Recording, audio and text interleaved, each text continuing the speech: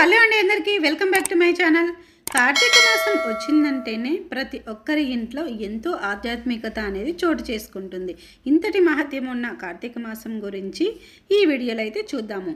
కాళీ కుటుంబం గురువు అయినటువంటి సంకీర్తనమ్మ శిష్యురాలైనటువంటి జానకి గారైతే ఈ కార్తీక మాసం విశిష్టత గురించి ఈ వీడియోలో అయితే చెప్పారు. నా యూట్యూబ్ ఛానల్ని సపోర్ట్ చేస్తున్నందుకు గురువు సంకీర్తనమ్మకు అలాగే శిష్యురాలైనటువంటి జానకి గారికి ప్రత్యేక ధన్యవాదాలు తెలుపుతూ వీడియోలోకి వెళ్ళిపోదాం. జై కాళీమ్మ. శ్రీ గురుభ్యో నమః. సంకీర్తనమ్మ. అందరికీ ముందుగా కార్తీక మాసం శుభాకాంక్షలు. న కార్తీకం సమో మాసః న దేవం కేశవాత్పరం నచ వేదం సమం శాస్త్రం న తీర్థం గంగాయాసమం అని స్కాంద పురాణంలో పేర్కొనబడింది.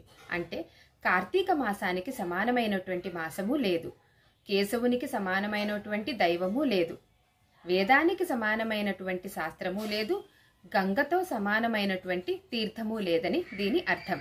చాంద్రమానం ప్రకారం 8వ మాసమైనటువంటి కార్తీక మాసం శరదృతువులో వచ్చే 2వ మాసం. చంద్రుడు కృత్తికా నక్షత్రానికి సమీపాన సంచరించడం వల్ల ఈ మాసానికి కార్తీక మాసం అనే పేరు వచ్చింది.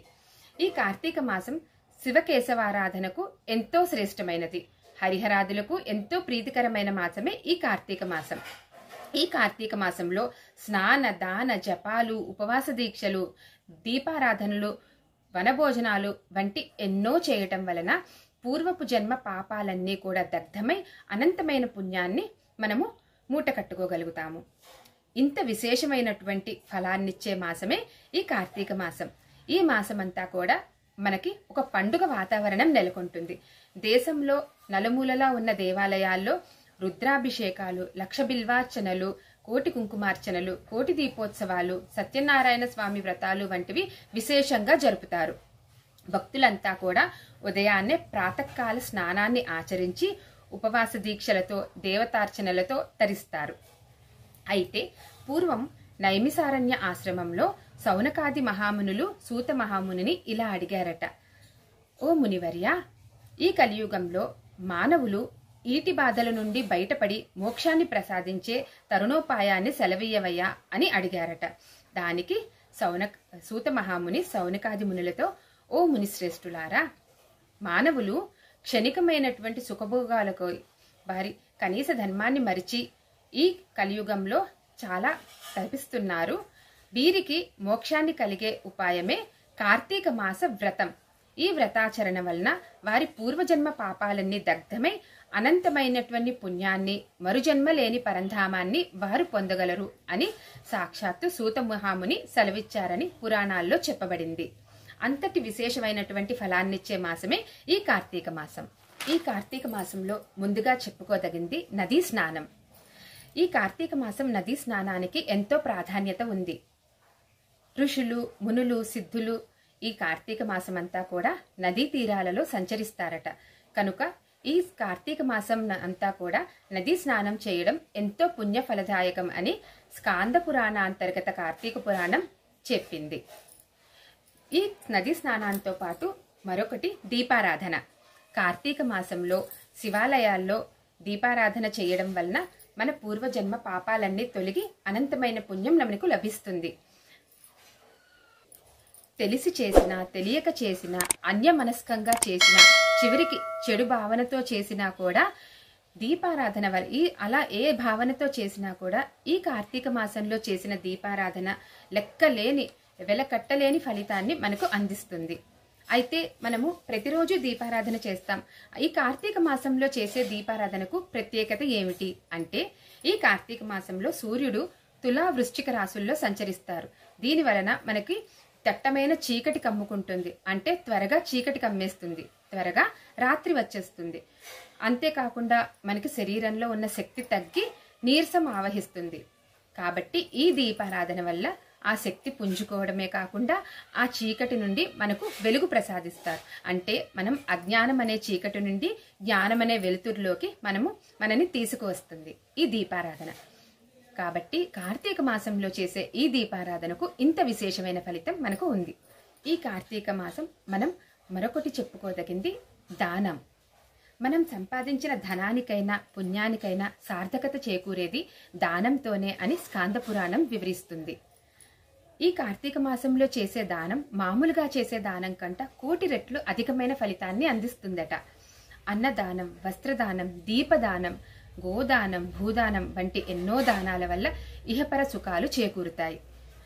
ముఖ్యంగా ఈ కార్తీక మాసంలో చేసే కన్యాదానం వల్ల అటు 7 తరాలు ఇటు 7 తరాలు తరిస్తాయి. అంతేకాకుండా వారి పూర్వీకులకు సద్గతులు చేకూరుతాయి. ఇంత విశేషమైన ఫలాల్ని ఈ కార్తీక మాసంలో చేసే దానాలు మనకు అందిస్తాయి. వీటితో పాటు మనము పురాణ పఠనము కూడా మనం కార్తీక మాసంలో చేస్తాం. అంటే కార్తీక పురాణం కానీ, శివపురాణం కానీ ఇటువంటి పురాణాలు విన్నా చదివినా మనకు విశేషమైన ఫలితాన్ని అందిస్తాయి. ఈ కార్తీక మాసం అనగానే మనకి గుర్తొచ్చేది ఉపవాసం.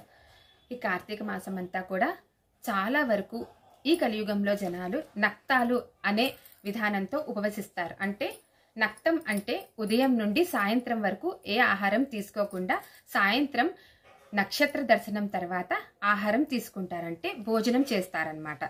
ఇలా నెలంతా చేసేవారు ఉంటారు, విశేషంగా సోమవారాలు చేసేవారు ఉంటారు. ఇలా వారి శక్తి మేరకు నక్తాలను అనే ఉపవాస దీక్షను ఎక్కువగా కార్తీక మాసంలో చేస్తారు. ఇలా చేయడం ఆరోగ్యానికి కూడా చాలా మంచిదని శాస్త్రాలు చెప్తున్నాయి. ఇంత విశేషమైన ఫలాలనిచ్చేటటువంటి కార్తీక మాసం నెలంతా కూడా పర్వదినాలే. కార్తీక మాసంలో వచ్చే సోమవారాలు, పాడ్యమి మొదలు పౌర్ణమి వరకు వచ్చే ప్రతి దినము కూడా ఒక పర్వదినమే. బలిపాడ్యమి, యమద్వితీయ అంటే కార్తీక మాసం శుక్లపక్షంలో వచ్చే విదేనాడు మనం భగినీ హస్త భోజనం అని జరుపుకుంటాం. దీన్నే ఉత్తరాదిన భాయి దూజ్ అని కూడా జరుపుకుంటారు కదా. ఈనాడు సోదరులందరూ కూడా తమ తమ సోదరి ఇంటికి వెళ్ళి, అంటే అన్నదమ్ములు అక్క చెల్లెళ్ళ ఇంటికి వెళ్ళి భోజనం చేసి వారిని ఆశీర్వదిస్తారట. ఇలా ఈ అన్నా చెల్లెళ్ళ అక్క తమ్ముళ్ల బంధానికి ప్రతీకగా మనము భగినీ హస్త భోజనాన్ని విధియ రోజు జరుపుకుంటాం. అట్లానే చవితి, నాగుల చవితి, సర్పరాజులను సర్పదేవతలను పూజించేటటువంటి విశేషమైన పర్వదినమే నాగుల చవితి.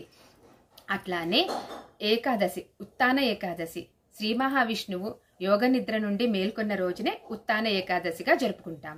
అట్లానే ద్వాదశి, క్షీరాబ్ది ద్వాదశి, కార్తీక మాసం శుక్లపక్షంలో వచ్చే ద్వాదశి క్షీరాబ్ది ద్వాదశిగా మనం జరుపుకుంటాం. ఈనాడే దేవదానవులు క్షీరసాగర మథనం చేశారట. అంటే అమృతం కోసం దేవతలు దానవులు క్షీరసాగరాన్ని చిలికారు కదా. అలా చిలికిన ఆ పర్వదినమే క్షీరాబ్ది ద్వాదశి. అలా క్షీరసాగరాన్ని చిలికారు కాబట్టి ఈ పర్వదినానికి చిలుకు ద్వాదశి అని కూడా పేరుంది. ఈనాడు మనం విశేషంగా తులసీధాత్రి సమేత లక్ష్మీనారాయణని ఆరాధన చేస్తాం. తులసీధాత్రి అంటే తులసి మొక్కని ఉసిరి మొక్కని కలిపి అక్కడ లక్ష్మీనారాయణ పూజని మనం చేస్తాం. ఎన్నో దీపాలను వెలిగించి ఆ దీపకాంతిలో మనము తులసీధాత్రి సమేత లక్ష్మీనారాయణ పూజను చేస్తాం. ఆ దీపపు వెలుగులో ఆ బృందావనంలో మనము దీపదానం, అన్నదానం వంటివి విశేషంగా జరపడం వలన మనకి అనంతమైన పుణ్యం లభిస్తుందని శాస్త్రాలు వచిస్తున్నాయి. అట్లానే మనకు కార్తీక పౌర్ణమి మరొక విశేషమైనటువంటి పర్వదినం.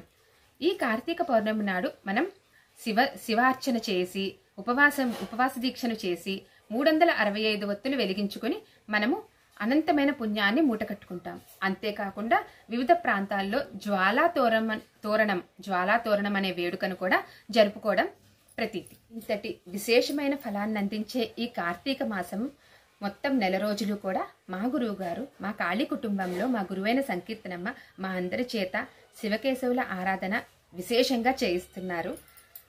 ఈ ఆరాధనతో పాటు ప్రతిరోజు మేము పుట్టమన్నుతో కానీ, మామూలుగా మనకి లభించేటటువంటి పుట్టమన్ను ఉంటుంది కదా, ఆ మన్నుతో మేము శివలింగాలను చేసి ఒక శివలింగ సాధనగా మనము రోజు ఎన్ని వీలైతే అన్ని శివలింగాలు మా చేత సంకీర్తనమ్మ శివనామస్మరణ చేయిస్తున్నారమ్మా. ఇది ఒక సాధనగా చేస్తున్నాము. ఇలా చేసిన శివలింగాలన్నీ కూడా ఒక పర్వదినాన్న మా అందరి చేత పూజను చేయిస్తారు. విశేషమైన పూజతో మాకు అనుగ్రహిస్తారండి మా గురువు గారి సంకీర్తనమ్మ. ఈ నెలంతా కూడా మేము మా కాళీ కుటుంబంలో మా సంకీర్తనమ్మ చేయించే శివకేశవ ఆరాధనతో, అట్లానే కార్తీక పురాణం శ్రవణంతో మా కాళీ కుటుంబంలో కార్తీక పురాణం కూడా వినిపిస్తున్నారు.